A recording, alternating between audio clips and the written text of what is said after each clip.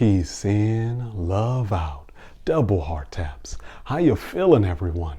I would like to offer some ways that you can support your meditation practice. What I'm going to share with you are contemporary approaches, and I want to preface this by saying you don't need any of the items in order to meditate. Let me make that very clear. But this is just a way that may help provide a container to support you in your practice. Oftentimes, what meditation looks like for most people is that they get their phone, they open the app, they push the button, they put on their headphones, and they just kind of check out. And really, meditation is an invitation to check in on yourself, on your mental life, on your emotional life, on the areas of life that you often overlook, that go unnoticed, to really pay attention to the granular experiences. When I started meditation, it was in the Zen tradition. And when I went to the Zen do for the first time, there were these elaborate bamboo floors. The Zen master was wearing this very regal robe and these beads that were on top. There were incense and there were candles and there were chanting. And so there was a whole ceremonial practice before the meditation ever began. And even after it ended, there was a practice for that. So there is importance in how you enter into and exit from your practice, which I think will help sustain it.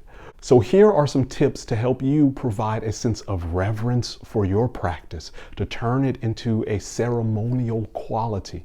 Not a show, you don't have to put on a performance, but ways that feel authentic and genuine to you. So we'll start with tip number one, and that is wardrobe. What do you wear?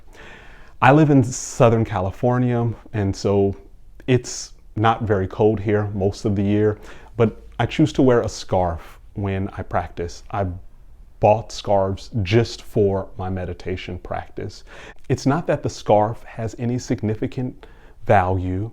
It provides a sense of adornment, a wardrobe to support my practice.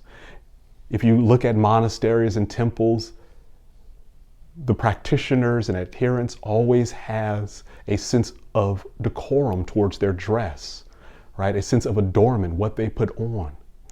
I choose to adorn myself with a scarf, and very often I select a t-shirt that is usually neutral color. So I stick to blacks, I stick to grays, and sometimes I go into these tonal colors as well.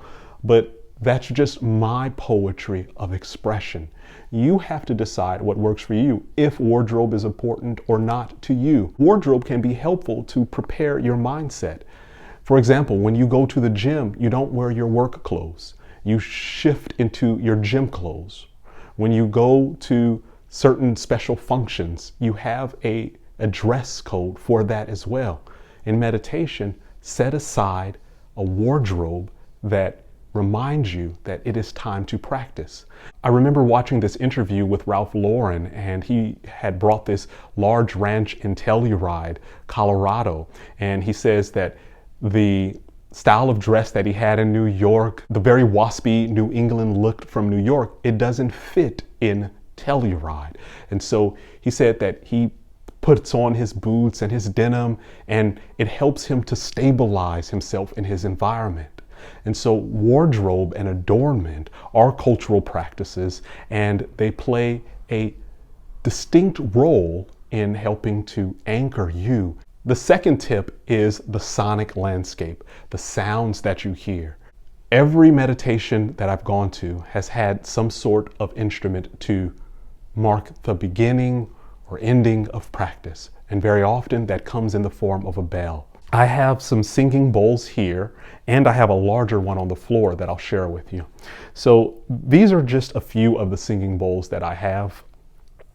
This is perhaps my go-to, it's my favorite, and it has a great resonance. So a singing bowl usually comes with a mallet that can be wood, and it's wrapped in leather or sometimes vegan leather.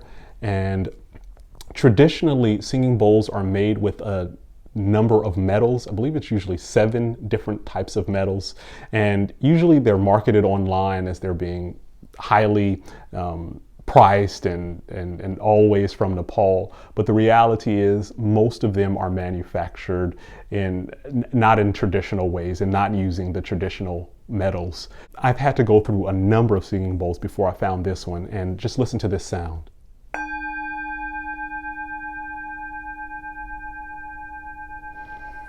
Every time I hear that, it brings me into a space of practice. And when I exit from my practice, it's 3 rings.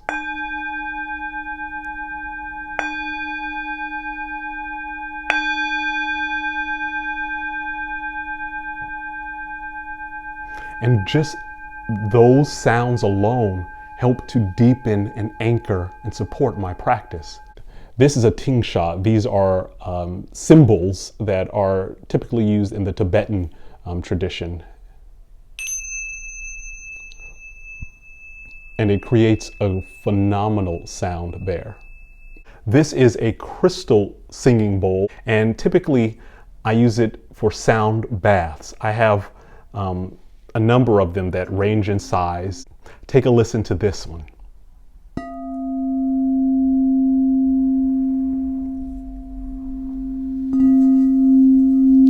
And all the singing bowls can be played. The next thing that I want you to pay attention to is the lighting. If you have fluorescent lights, those are just so harsh on your eyes. I invite you to turn those lights down when you meditate. Lighting is something that I am very sensitive to. As a matter of fact, in my office at work, there were these fluorescent lights overhead, standard office lights. I had to unscrew them, take them down, and have incandescent lamps put around. When I meditate, I have a light strip of colored lights that I often illuminate with blue or a purple color, and I allow that to be the dominant color within the room, just to create a sense of serenity and ease.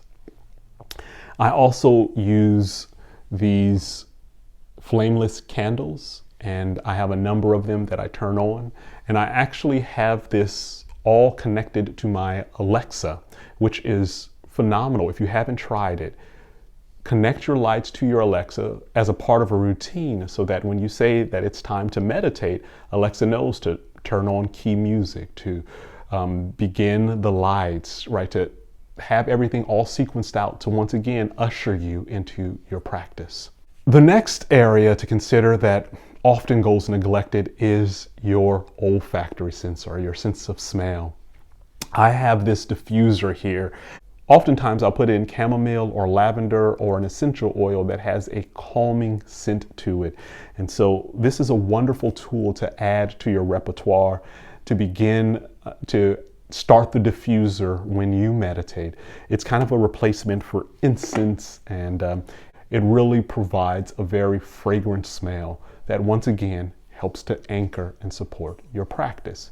The last thing that I want to point out is your space, your environment, where you are actually meditating. I meditate all over my house. Normally, I'm in my bedroom, but sometimes I do meditate here. This is a old drum table, and I am a fan of old things. I just love old stuff, right? That's just how I'm hardwired. It is a great space for me to just come and meditate. And so this table becomes my altar. It becomes a sacred space. And so if you find yourself not wanting to meditate, I encourage you to try some of these tips in order to help support your practice, to maintain it. 1, your wardrobe. 2, your auditory sense, the sonic landscape, bells. 3, the lighting that is around you. 4, your smell, your olfactory, the sense.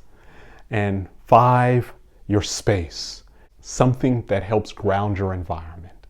So consider those tips and let me know how your practice felt supported or not.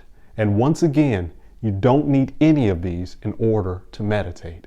They're just some tips for how to add a sense of poetry or ceremony to your practice. All right, double heart taps.